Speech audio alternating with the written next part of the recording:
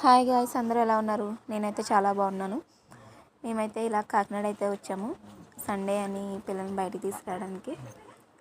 ఇదైతే Titanic ship. నేను రియల్గా అయితే చూడలేదు, ఇది రియల్ కాదనుకోండి, కానీ కాకినాడలో ఇలా చాలా క్రియేటివ్గా చాలా అందంగా క్రియేట్ చేశారు. ఫ్యామిలీతో ఇలా బయటికి రావడం చాలా బాగుంది. నెక్స్ట్ అది వచ్చేసి టైటానిక్ షిప్ వచ్చేసి లోపడైతే ఇలా ఉంది. నేను అసలు ఊహించుకోలేదు. నేను మూవీలో అయితే మామూలుగా సినిమా టీవీలో అయితే ఇలా టైటానిక్ షిప్ ఇలా ఉంటుందా అని అనుకునేదాన్ని, కానీ ఇక్కడ ఇలా ఇది సేమ్ ఇంకా టైటానిక్ షిప్లా ఉంది. అడ్రస్ అనేది మీకు తర్వాత చెప్తాను.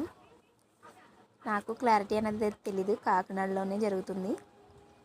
మొత్తం లోపలికి వెళ్ళి మా పిల్లలు నేను మా హస్బెండ్ మొత్తం వీడియోస్ గట్టా తీసుకున్నాము.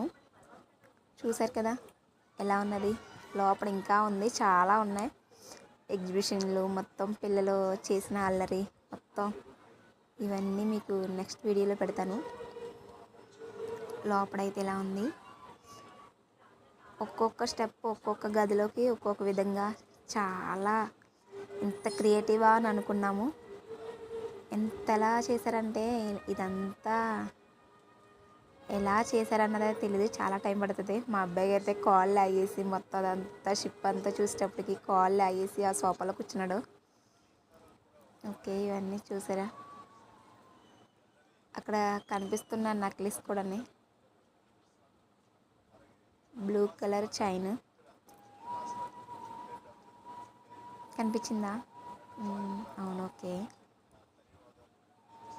మొత్తం టైటానిక్ షిప్లో లోపల ఉన్నాయి ఏమేమైతే ఉన్నాయో మొత్తం అన్నీ ఈ తయారు చేసిన టైటానిక్ షిప్లో అయితే చూపించారు.